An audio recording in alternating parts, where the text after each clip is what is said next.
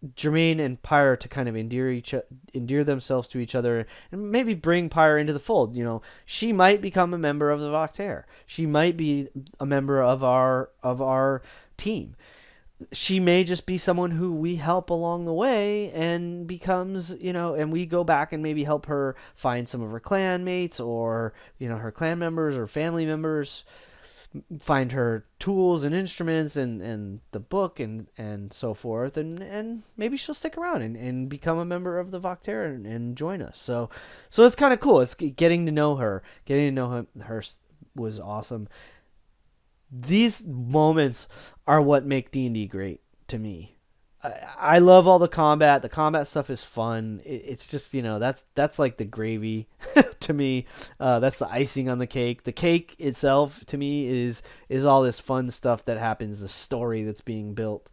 And wow, I'm just so blessed to play with such a great DM and such wonderful players. Everybody's role playing was just awesome and super fun. This was a fun session of character development again.